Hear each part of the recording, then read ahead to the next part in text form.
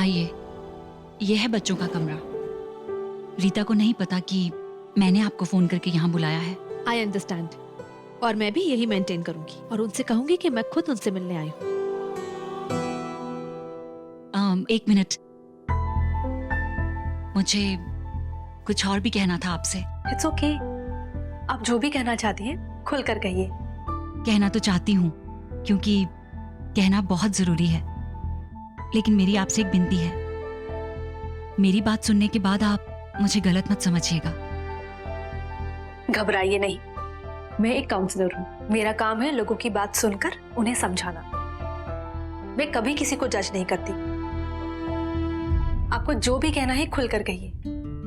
दरअसल हमारे बापूजी इस वक्त घर में मौजूद नहीं है जो रीता को समझा सकते थे, और चाची भी रीता को दिए हुए वचन में बंधी हुई हैं, इसलिए वो रीता को कुछ भी नहीं कह पाएंगे। चाची के बाद इस परिवार के प्रति मेरी जिम्मेदारी और भी बढ़ जाती है। जी, मैं जानती हूँ कि निरंजन ने रीता के साथ बहुत गलत किया है और मैं रीता के साथ हूँ, लेकिन हमारे परिवार में कभी किसी का डिवोर्स नहीं हुआ है। हमारे परिवार के लिए ये डिवोर्स जैसा शब्द जैसे कि एक पाप है। देखिए श्री, मेरी आपसे विनती है, आप किसी भी तरह रीता को मना लीजिए कि वो डिवोर्स देने का फैसला बदल दे। मैं ये देखकर बहुत इम्प्रेस्ड हूँ कि आप अपने परिवार के प्रति अपनी जिम्मेदारियों को बहुत अच्छे से निभा रही हैं। बट आई एम सॉरी, मैं यहाँ रीता की काउंसलर की हैसियत से आती हूँ। मेरी जिम्मेदारी है कि मैं रीता की मानसिक स्थिति को ठीक करूं। इसलिए आप अपनी जिम्मेदारी निभाते रहिए और मुझे अपनी जिम्मेदारी निभाने दीजिए। लेकिन ये डिवोर्स रीता के लिए भी तो सही नहीं होगा। ये फैसला आप रीता को ही लेने दीजिए। लेकिन अभी तो आपने कहा कि रीता की मानसिक स्थिति इस समय ठीक नहीं है, तो फिर आप ही बताइए, क्या इस समय रीता के लिए कोई भी ऐसा फैसला लेना सही होगा?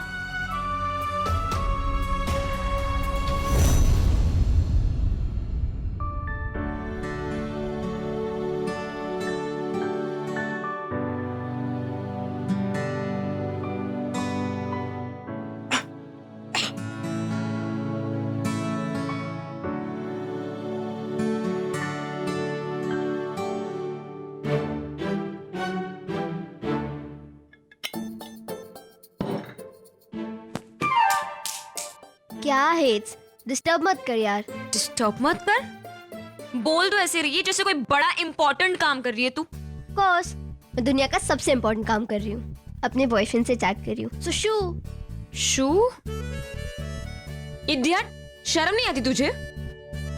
फाइनल एग्जाम्स नजदीक आ रही है, थोड़ी पढ़ाई कर ले। कम ऑन हेट्स, मैं तेरी तरह फाइनल ईयर में थोड़ी हूँ जो एग्जाम्स की इतनी टेंशन करूँ।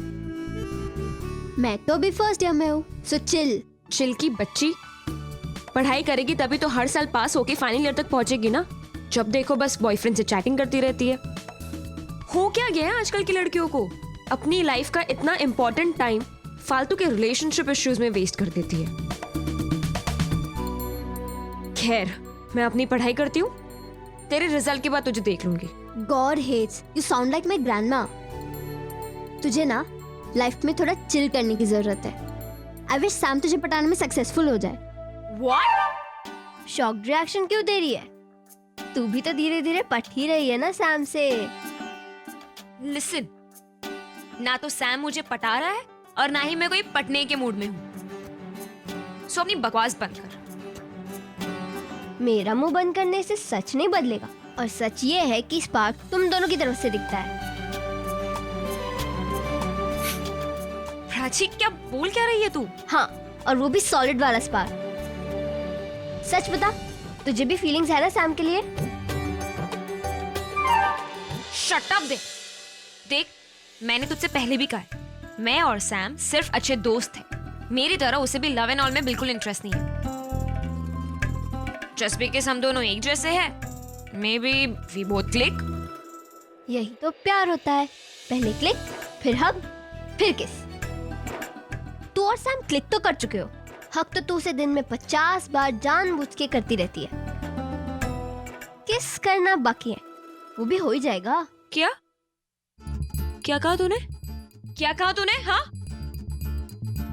मैं सैम को जानबूझ के दिन में 50 बार हक करती हूँ? हाँ, तू सैम को ऐसे कस के पकड़ती है और हक करती है। मेरे सैम, मेरे सोना, मेरे जानू। तू कितना एग्जैजरेट करती है ना। आज तुझे छोड़ूंगी नहीं। गॉसिप क्वीन बन चुकी है तू। रुक। अब कहाँ जाए? आना।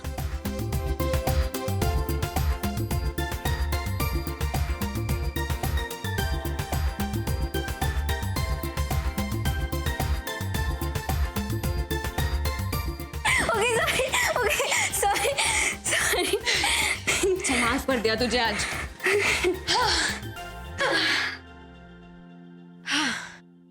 क्या बकवास करती है ना तू। ग्रैंडमा। पागल।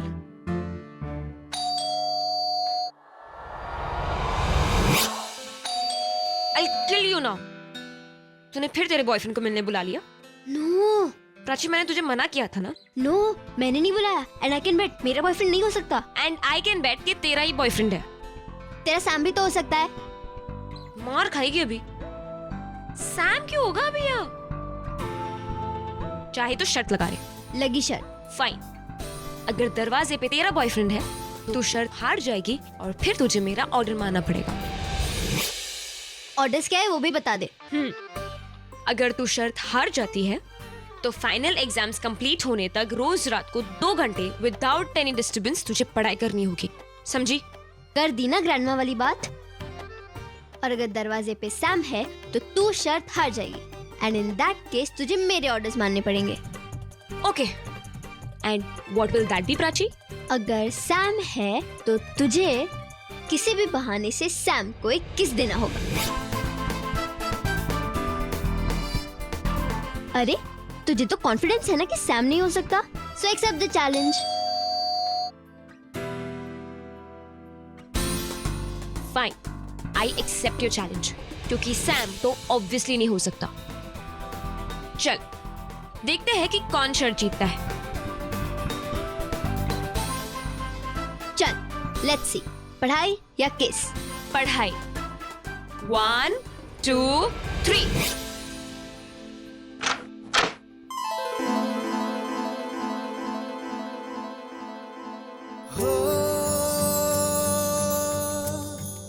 Yay! I won! I won!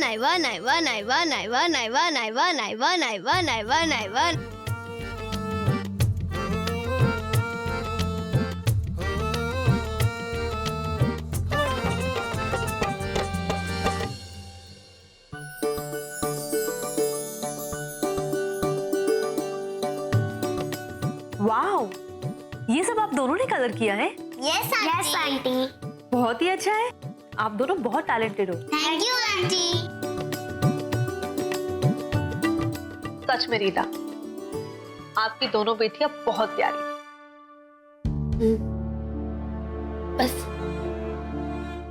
अब तो इनकी खुशी के लिए ही जीना है मुझे।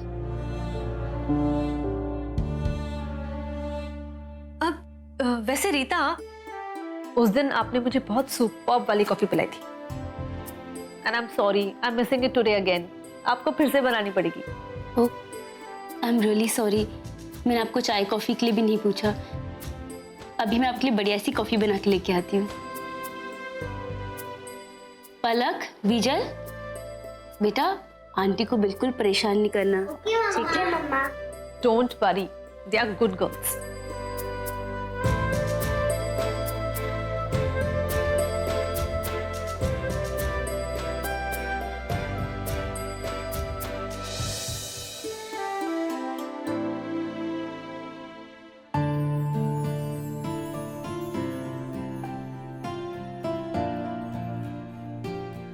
ये रेड कलर है। नहीं, ये मरून है। रेड है। नहीं, मरून है। रेड नहीं, मरून कलर है। अरे स्टॉप, ये मरून कलर है। आप दोनों को एक क्लिप पसंद आया? ये आप दोनों रख लो। क्यों? पता है आपको, गर्ल्स के पास हमेशा ये क्लिप होना चाहिए। पूछो क्यों? क्यों क्यों? क्योंकि क्लिप तो गर्ल्स की बेस्ट फ्रेंड होती है। सच्ची? सच्ची। रख लो, टेक इट।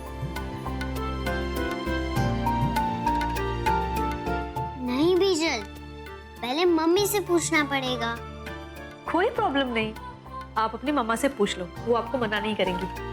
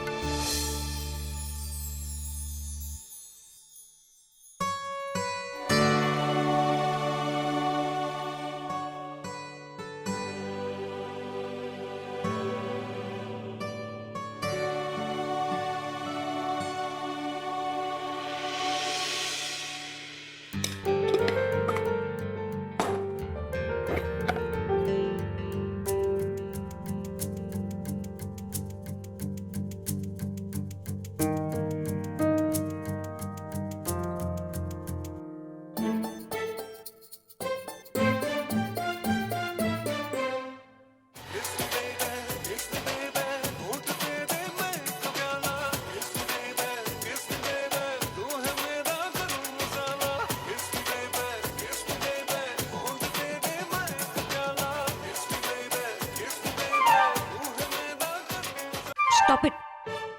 अगर नेबर्स डिस्टर्ब हो गए ना तो लैंडलॉर्ड को कंप्लेन कर देंगे और मुझे कोई फालतू की प्रॉब्लम नहीं चाहिए। किस में बेबे, किस में बेबे, तेरा ही फायदा करा रही हूँ। क्या मतलब? किस में बेबे, प्राची इधर आ। किस में बेबे, किस में बेबे। Yes Prachi, I'll kill you now। किल से पहले किस तो कर ले। प्राची, तुझे हो क्या गया है आज? सैम, ये पागल हो गई है, इसको सीरियसली मत लेना। सैम, वैसे तो हेतल के लिए सीरियस तो है ना?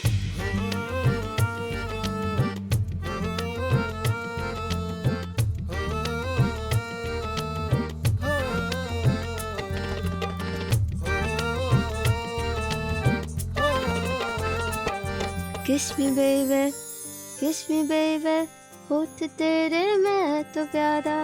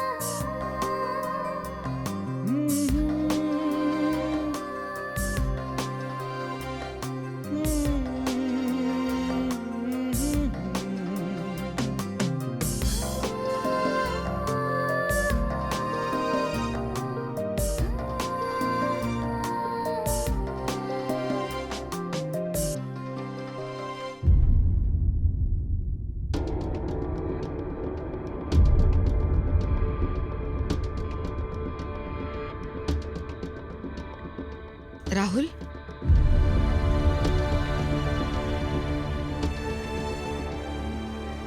हाँ माँ। बस रात का खाना हो गया और तू शुरू हो गया ना? नहीं माँ, मैं तो ऐसे ही बैठा हुआ था। बहाने मत बना, मैं सब समझती हूँ।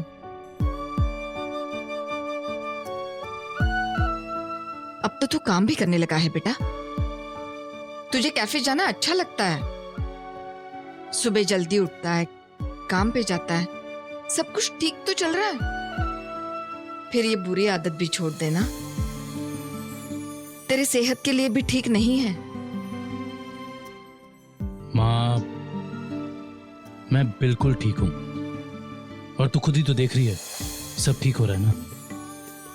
इतनी फिक्र मत किया कर। All is well.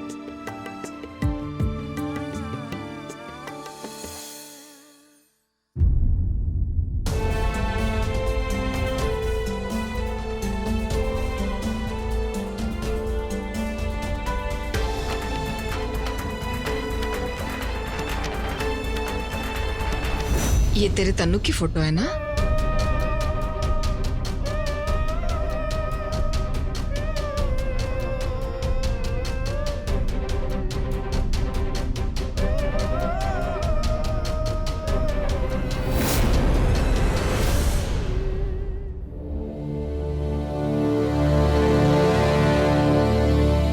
जरा दिखा तो, कैसी दिखती है तेरी तन्नू?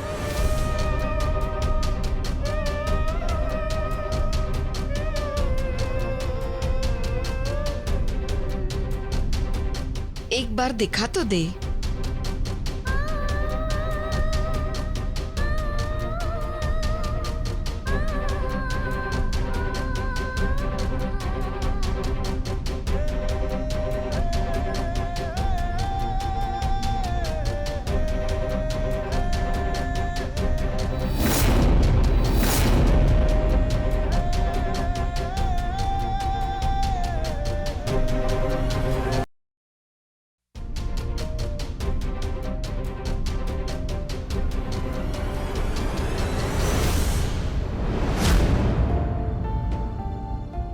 रहने दे माँ, जब देखना चाहिए था तब तो देखा नहीं तूने।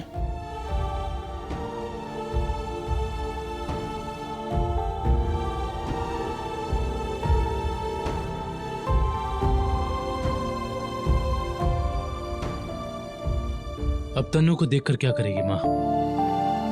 तब तो तू और बापूजी उससे मिलने के लिए भी तैयार नहीं थे।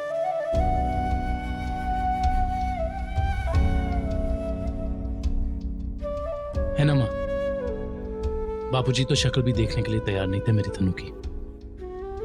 इतनी नफरत क्यों थी उन्हें तन्नू से माँ? ऐसी बात नहीं थी राहुल। मैं तुझे जितना भी समझा, मैं जानती हूं तू नहीं समझेगा, फिर भी तुझे समझाने की कोशिश करती। तेरे बापूजी उससे नफरत नहीं करते थे, आखिर वो भी तो किसी की बच्ची थी। हम क्यों करेंगे उससे नफरत? नफरत नहीं थी तो उसे बिना देखे मना क्यों कर दिया बापूजी ने?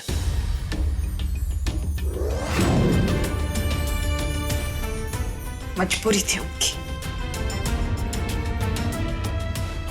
काश तो उनकी मजबूरी को समझ सकता। नहीं समझना मुझे बापूजी की मजबूरी को, और ना ही मैं जानना चाहता हूं कि उनकी क्या मजबूरी थी। मैं सिर्फ इतना जानता हूं कि आज तनु मेरे पास नहीं है और मुझे पूरी जिंदगी इसी तरह तनु की याद में बितानी होगी। ये कोई जरूरी तो नहीं। जिस तरह वो तुझे भूल के अपनी जिंदगी में आगे बढ़ गई, इसे तू भी तो उसे भुला सकता है। नहीं भुलाऊंगा मैं उसको, कभी नहीं भुलाऊंगा।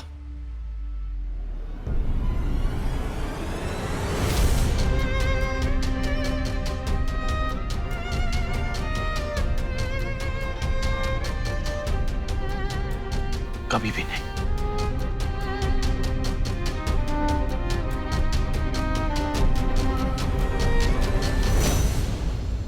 आखिर आज कबूल ही लिया ना तूने, गुस्से में ही सही, लेकिन आज तेरे मुंह से सच बाहर निकल ही आया। और सच ये है कि उसे ना भूलना तेरी मजबूरी नहीं है, तू उसे भुलाना ही नहीं चाहता।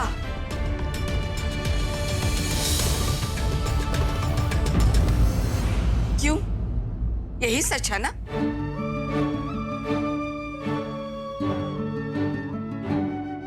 तेरी चुप्पी यही साबित कर रही है कि तू मानता है कि तू जानबूझकर उसे भुलाना नहीं चाहता, अपने माँ बाप को सजा देना चाहता है ना तू?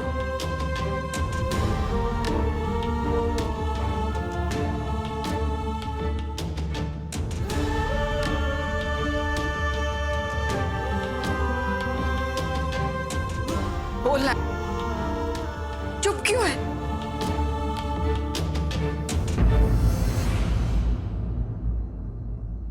उस लड़की के लिए अपने माँ बाप को सजा देना चाहता है। क्या मिलेगा तुझे हमें सजा देगी? वो लड़की तो अब वापस नहीं आने वाली।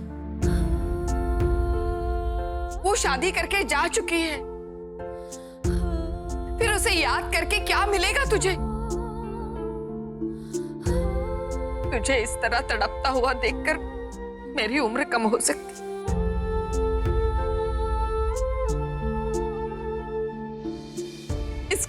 कुछ हासिल नहीं हो सकता तुझे, कुछ हासिल नहीं हो सकता।